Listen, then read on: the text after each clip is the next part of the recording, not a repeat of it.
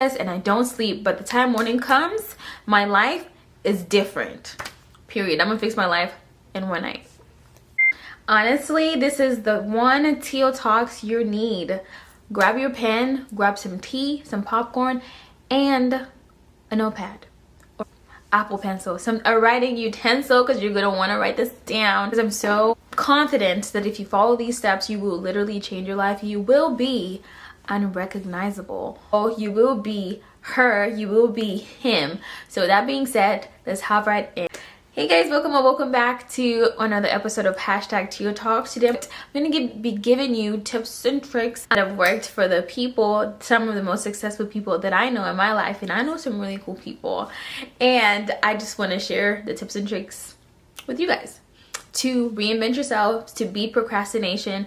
But you can change a lot of your habits and build success habits in 30 days if you follow this. Define clear goals, right? So I'm gonna assume everybody knows what a goal is, and just think about it. Be a logical human being and really look at yourself. If you don't know where you're going, you have no map, how are you gonna get there? How are you gonna get there? It does not make sense. And that applies to your life. Have a plan for the day, have a plan for the week, have a plan for the month, have a plan for the year. Set goals. So if you don't want to do like a monthly plan, you could do but you gotta do it the night before. You could do a day-by-day plan. I think I'm blending in with my bed. But you could do like a day plan and make sure you follow through, but you gotta do it the night before. Make time and make sure you have your priority, your P1, P2, and P3. So P1, P2, and P3 are like the most important things you need to get done in the day, in the month, in the week.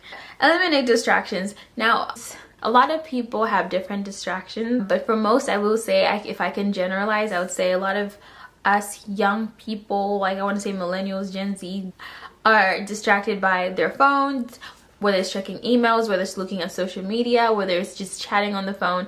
A lot of us have distractions that take us away from what we know we are supposed to be doing. Prioritize, like I said, what's most important to you. People have, quote, goals. You just, in a way, have busy work. Okay, so whatever it is you want to do, if you're trying to be a content creator, if you're trying to apply for law school, or if you're trying to lose weight, if you're trying to meal prep, if you're trying to become a software engineer, all these things at first can look very overwhelming. Is break it into smaller pieces. Whatever it is you have to do, it's literally not possible to do an entire process in a day. I know you guys have had, I've had those moments, those nights when it's like, I'm gonna like fix my life by the time the morning comes. I'm doing my vision board. I'm gonna do this, and this. I have all these plans. I'm on Pinterest and I don't sleep, but the time morning comes, my life is different. Period. I'm gonna fix my life in one night. I know I'm not the only one that's been through that. And has it worked? No, because a lot of the time people quit or they give up because they feel fatigue and like a sense of this pressure, like you have to eat 2 watermelons at the same time, or like carry 2 watermelons in one hand. You gotta put one down and then come back if you're using one hand, you know what I mean? So the same applies to you and your life. Visualize success. Visualizing like the positive outcome of anything you do is motivating. Visualizing you as a skinnier version of you is motivating. I can guarantee you it'll get you to get your butt up and go to the gym. For me, visualizing all my videos done and edited and like scheduled is motivating for me to get up and come talk to my favorite people, which is you guys. Visualizing a certain amount of money in your bank account is motivating for you to get up and go to work, find a job, to start a business, to do whatever. So visualize the best outcome. Okay, I know a lot of times we as human beings can harp more on the negative of things, like what if it doesn't work? But no, flip it, flip the narrative. What if it does work, girl? What if it works? What if you just everything you wanted, what if it comes true? Have you ever thought about that? accountability partners. So for me, having a tight circle has led to better experiences in my life, and having someone that, it could be you just need one person that is gonna hold you accountable, that is gonna, you know, when you're going this way, is gonna be like, nope, this way. Like, they can talk to you for real, remind you of your, I hate saying this, but your why you're doing this.